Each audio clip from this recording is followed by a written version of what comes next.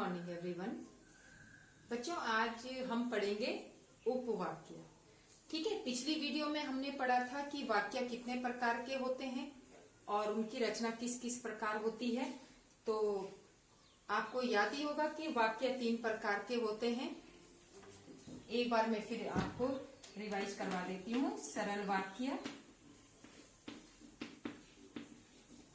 Number 2 संयुक्त वाक्य, और नंबर 3 मिश्र वाक्य। ये 3 प्रकार के वाक्य होते हैं। अब हमने इन्हीं के आधार पर उपवाक्यों की पहचान करनी है। सबसे पहला आप ये समझिए कि उपवाक्य कहां पर होते हैं। उपवाक्य जो है हमेशा आश्रित उपवाक्य में होता है।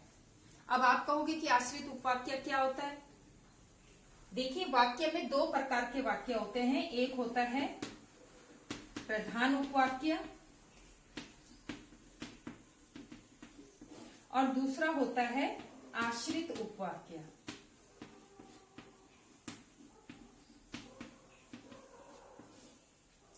अब प्रधान उपवाक्य क्या होता है? स्वतंत्र उपवाक्य।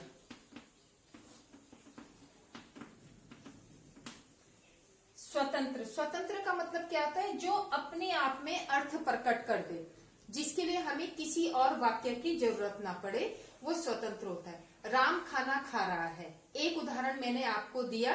राम खाना खा रहा है, तो ये अपने आप में स्वतंत्र है। हमें पता लग रहा है कि इसमें राम क्या क्रिया कर रहा है, खाना खाने की। तो इसको साबित करने के लिए हमें किसी और वाक्य की जरूरत नहीं है।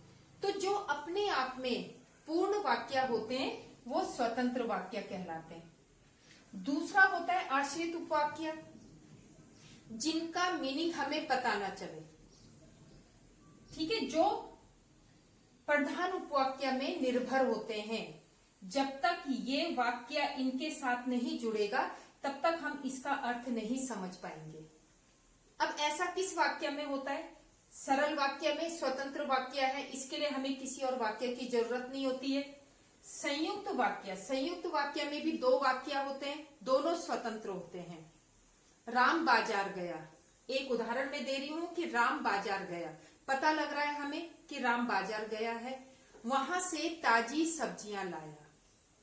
अब बाजार से क्या लेके आया? ताजी सब्जियां। तो अगर हम इन दोनों वाक्यों को अलग अलग भी बोले तो भी हमें इसका अर्थ पता लग जाएगा। तो ये संयुक्त वाक्य में भी दोनों स्वतंत्र वाक्य होते हैं। अब एक वाक्य ऐसा होता है जिसमें एक आश्रित वाक्य होता है और दूसरा प्रधान उपवाक्य होता है, वो होता है मिश्र वाक्य। मिश्र वाक्य में ही उपवाक्य होते हैं। ठीक है, ये चीज आपने ध्यान रखनी है कि जब भी हम उपवाक्य छांटें तो वो मिश्र वाक्य में ही मिलेंगे। मिश्र वाक्य में 3 प्रकार के उपवाक्य होते हैं। 3 प्रकार के उपवाक्य होते हैं सिर्फ मिश्र वाक्य में। सबसे पहला है संज्ञा उपवाक्य,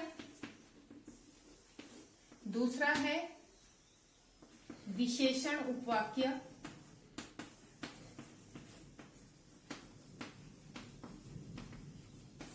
और नंबर 3 है क्रिया विशेषण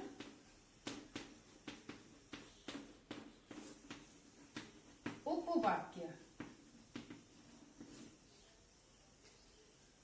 सबसे पहला है संज्ञा उपवाक्य। ये संज्ञा उपवाक्य मैंने आपको पहले भी पढ़ा दिया था कि संज्ञा उपवाक्य क्या होता है।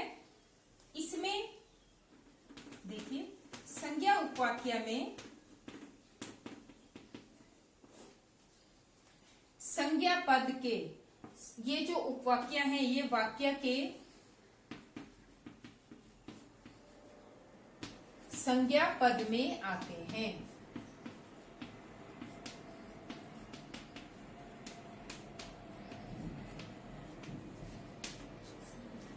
संज्ञा सर्वनाम की जगह ये उपवाक्य आते हैं। अब यहाँ पर क्या प्रश्न भी किया जाता है। अगर आपको ये इस तरह से समझ ना आए तो आप इसमें क्वेश्चन पूछ सकते हैं। जैसे मैं एक एग्जांपल दूं,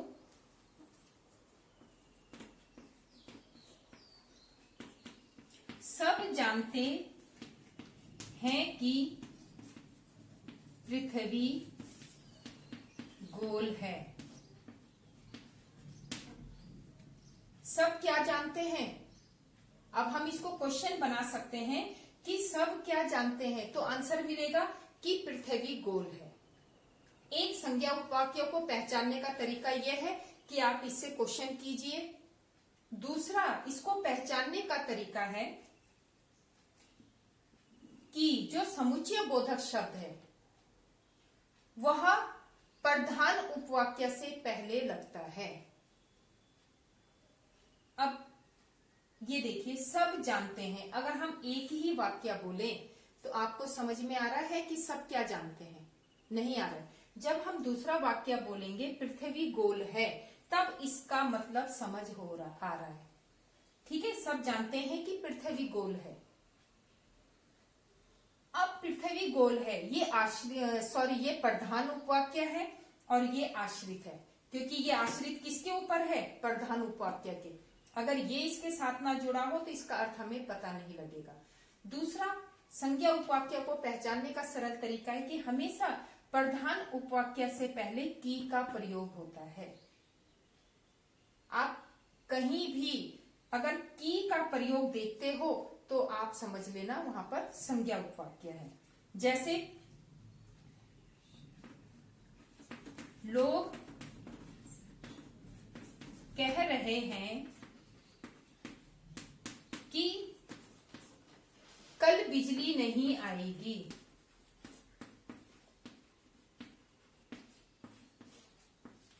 नहीं आएगी। अब अगर हम क्वेश्चन करें कि लोग क्या कह रहे हैं, तो अब इसमें भी आप प्रश्न पूछ सकते हैं कि लोग क्या कह रहे हैं। तो लोग कह रहे हैं कि कल बिजली नहीं आएगी। दूसरी इसकी पहचान का तरीका है कि यहाँ पर की का प्रधान उपवाक्य से पहले की का प्रयोग हुआ है, तो यहाँ पर संज्ञा उपवाक्य है। अब आपको इसमें पहचानने में कोई परेशानी नहीं होनी चाहिए कि संज्ञा उपवाक्य कहाँ पर होता है, उसकी पहचान किस तरह से होती है। अब दूसरा है क्रिया विशेषण। क्रिया विशेषण,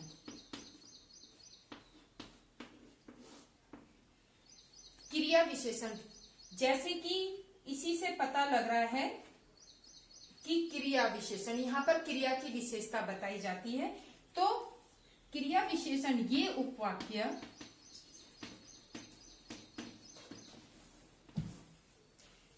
क्रिया विशेषण पद के ये उपवाक्य क्रिया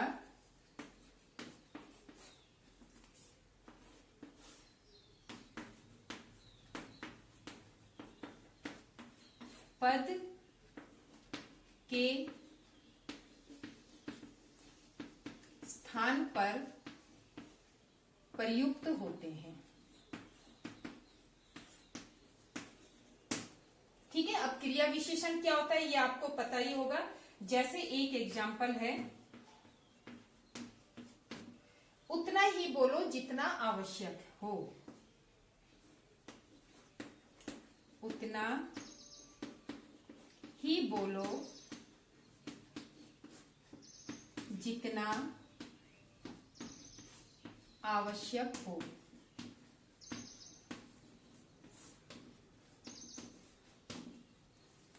अब इसमें देखिए, प्रधान उपवाक्य अगर मैं आपको छांटने के लिए बोलूं तो आप क्या बताओगे कि इसमें प्रधान उपवाक्य क्या है? उतना ही बोलो। यहाँ पर पता लग रहा है कि बोलने के लिए कहा गया है, तो ये प्रधान उपवाक्य है। जितना आवश्यक हो ये आश्रित है। आश्रित ठीक है, उतना ही बोलो जितना आवश्यक हो। अगर हम खाली इसको बोलेंगे जितना आवश्यक हो तो हमें ये बात समझ में नहीं आएगी, हमें इसका अर्थ पता नहीं लगेगा जब तक इसके साथ प्रधान उपवाक्य न जुड़ा हो। दूसरा है दावत में उसने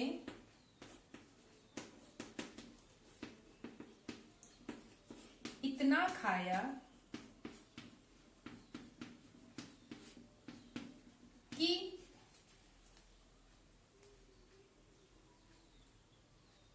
उतना 10 लोग नहीं खा सकते।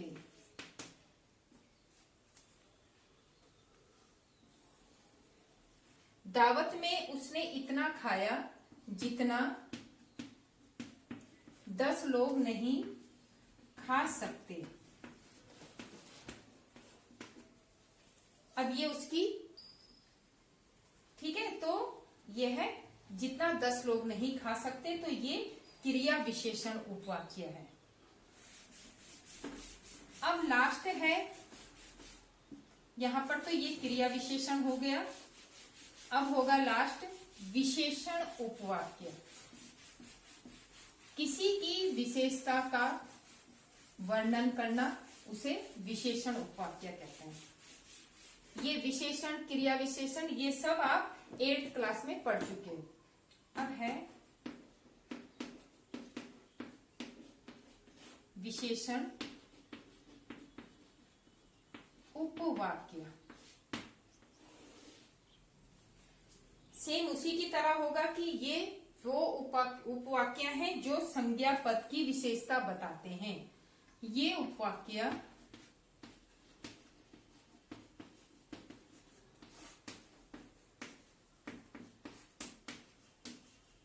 संज्ञा पद की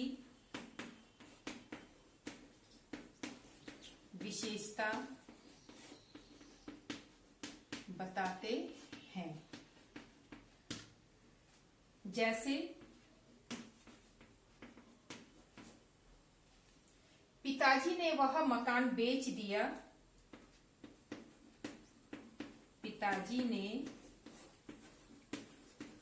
वह मकान बेच दिया जो पुराना हो गया था।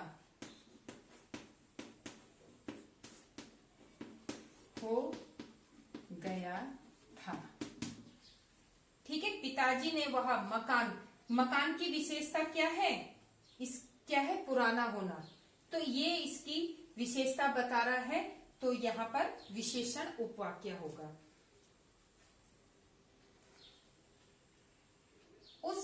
दूसरा है उस व्यक्ति को बुलाओ। ठीक है, दूसरा एग्जाम्पल है उस व्यक्ति को बुलाओ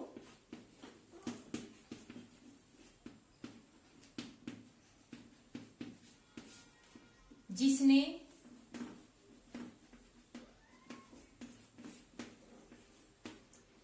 नीली कमीज पहनी है।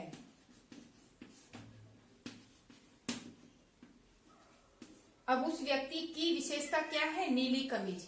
ठीक है, तो यहाँ पर कमीज की विशेषता, नीले रंग की विशेषता बताई जा रही है, तो यहाँ पर विशेषण उपवाक्य है। तो बच्चों, इस तरह से ये उपवाक्य के भेद आपको समझ में आ गए होंगे कि उपवाक्य कितने प्रकार के होते हैं, और सिर्फ मिश्र वाक्य में ही उपवाक्य होते हैं। तो अब नेक्स्ट वीडियो में दूसरे टॉपिक पे बात करेंगे। इसको आप अच्छी तरह से इसका रिवीजन कर लीजिएगा, और जितना ज्यादा आप इसमें रिवीजन करोगे तभी आपको ये वाक्य समझ में आएंगे। Thank you.